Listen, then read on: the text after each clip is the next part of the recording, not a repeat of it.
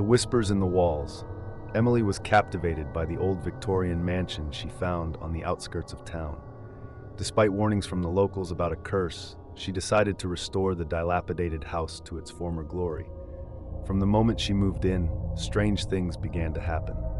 It started with faint whispers, barely noticeable over the creaking floors and the wind.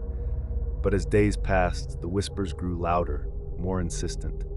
They seemed to come from the very walls, low and unintelligible, like a chorus of voices just out of reach. Emily tried to ignore them, attributing the sounds to the house settling, but the whispers followed her everywhere, growing more distinct each night. Soon, they began forming chilling words. "Leave. You don't belong here." One evening, while preparing to paint the upstairs hallway, Emily noticed a small crack in the wall near the baseboard. Curious, she touched it. The wall was warm, almost like skin, and the whispers intensified. Driven by a sudden urge, she grabbed a hammer and began chipping away at the plaster.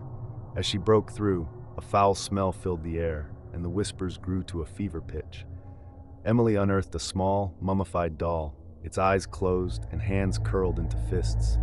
The doll was wrapped in a piece of yellowed cloth covered in strange symbols. Horrified, she dropped it, and the whispers stopped abruptly, leaving an oppressive silence. That night, unable to sleep, Emily heard a rustling sound outside her door. Heart-pounding, she opened it to find the doll standing at the end of the dark hallway, its eyes now open and glowing faintly. It began to move toward her, dragging its tiny feet across the floor. Panicking, Emily slammed the door and backed away as the whispers returned, louder and angrier. The doll scratched at the door, the sound sharp and insistent. Desperate, Emily grabbed the doll and ran to the basement, throwing it into the old furnace. As the flames consumed it, the whispers filled her mind with pain and fear, then suddenly stopped. The house fell silent, calm. The next morning, Emily packed her things and left the mansion for good.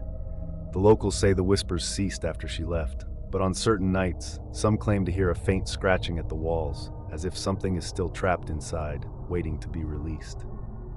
Don't forget to like, comment, and subscribe for more creepy stories and paranormal investigation.